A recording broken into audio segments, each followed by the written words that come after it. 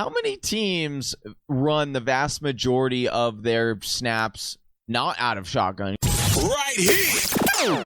As Johnny alluded to, we are going to talk about another article coming from Roto World. It's written by Hayden Winks of Roto World, and it's called Not All Carries Are Created Equal.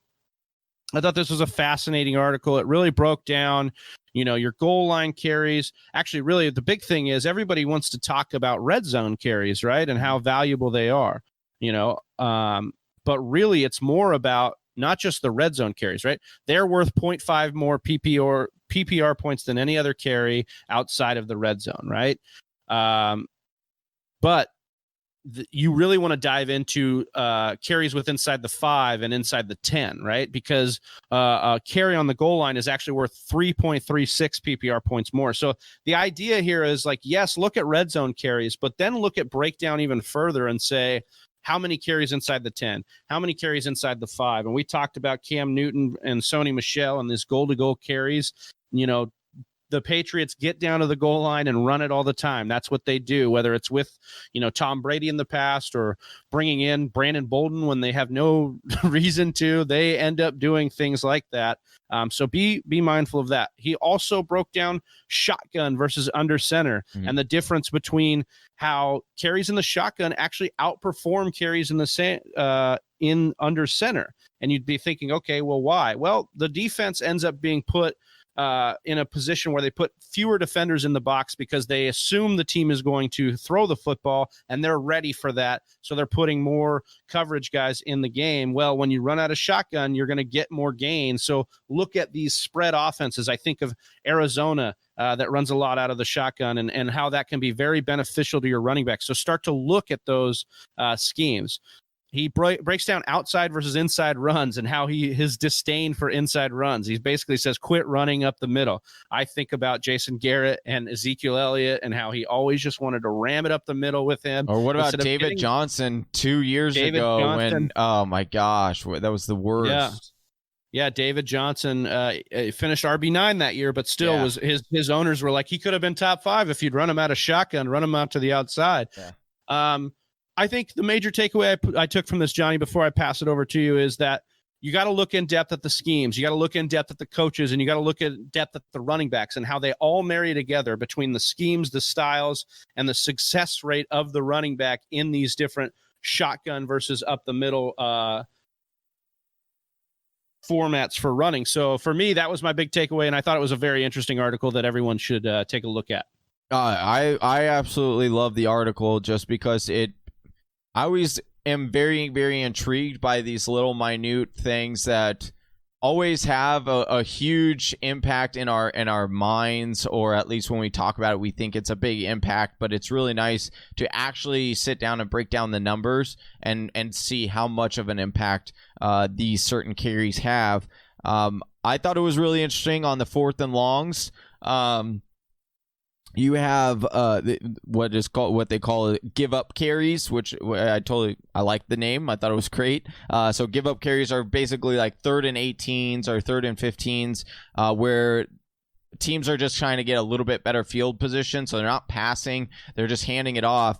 But he said this is why some third down running backs, specialty backs, could have such a high yards per carry. And so the one that he named was Duke Johnson. Now, I'm a big fan of Duke Johnson because of the things that I've seen and the fact that we've never seen him as a true workhorse running back. And I think he might have the ability to be a really good running back if given the workload. But maybe the coaching staff knows something that we don't know, and this might be why is the yards per carry aren't true. Or maybe the coaching staff is Bill O'Brien, who continues to do mind-boggling things. Yeah, who not give Duke Johnson the ball or trade away DeAndre Hopkins. Yeah.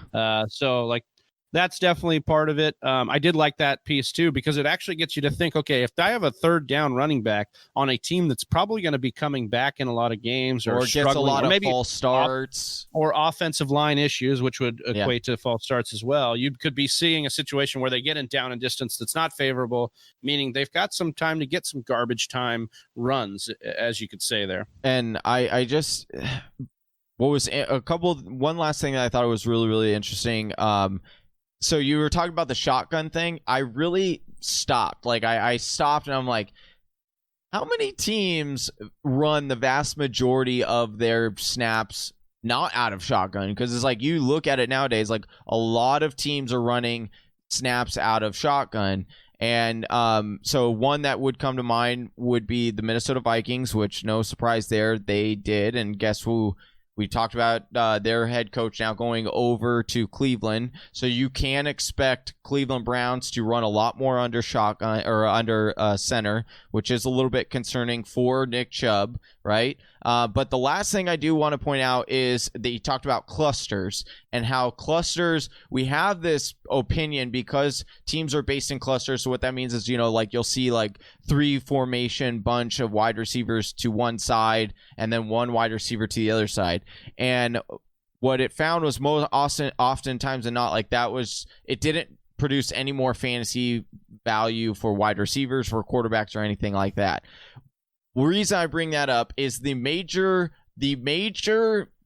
point that people love to bring up when talking about the Carolina Panthers and how good they'll be this year and how good CMC will be this year is because they talk about how the offensive coordinator, Joe Brady, loves using clusters and how he can use clusters in order to get people in space. And so I just wanted to let Whisper Nation know, don't completely buy into that 100%.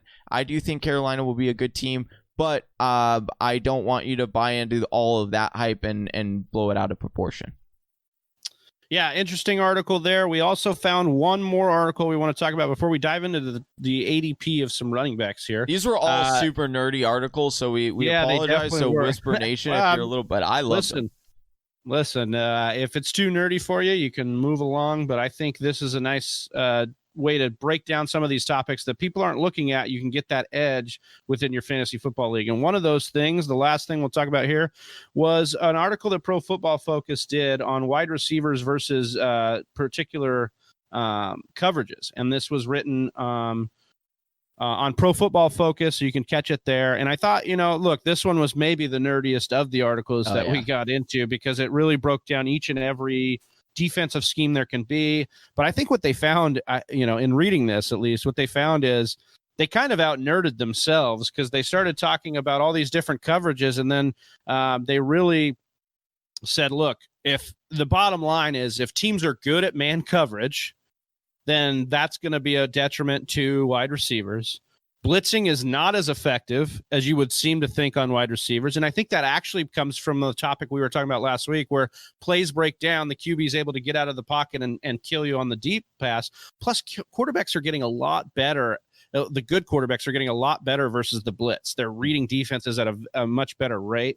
And my biggest takeaway here, Johnny, I didn't get too deep into the weeds on this one, but study the cornerback strength and weaknesses in your matchup. And I think that's important. We talk about cornerback matchups, but then go a little bit further on that. We can say, look, this cornerback is good in man coverage. Well, if he's good in man coverage and he's going to shadow your guy, you should be worried, because that, the data is suggesting that cornerbacks do have that advantage when they have something good. I mean, I think of Stephon Gilmore, who has blanked people consistently over the last few years and won Defensive Player of the Year. You think about these guys who shadow players, Marshawn Lattimore, some of these other good cornerbacks that shadow players in man coverage.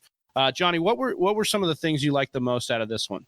Yeah, I mean, the man coverage was really, really interesting. So the zone coverage was ultimately decided to be better than and this is where the cluster information came in, not on that last one, but the zone coverage, it makes sense that they would, wide receivers would score more fantasy points on zone coverage. My question for this, and I wish they would have broken it down in the article, but they didn't, would be on quarters, right? Like, breaking that down into quarter points per quarter, because of a zone. When teams are in zone coverage towards the end of the game, of course they're going to give up more fantasy points in general, because like the situation, all the underneath stuff. Yeah, because they're like, okay, we're just playing prevent because we want to run out the time. We're up by 2 touchdowns. we don't need to play man anymore. So that would be something that would be interesting for me. But I will say that I did like the article from a standpoint in that it broke down all the coverages, described what they do in those coverages, and what you might want to look for from the opposing side, from the offensive side. Yeah, and I just think once again, it's about, look, we're always looking for a way to leg up. Maybe you've been doing fantasy football for 3-5 years. You want to find a different way to kind of predict what's happening. Obviously, you're never going to predict fully what happens, but there are opportunities for you to get an edge on the competition. Thank you for listening to the Fantasy Whisperers podcast. You can hear more from John and Travis on Google Play, SoundCloud, and iTunes. You can also follow us on Instagram, Facebook, and Twitter at TF Whisperers.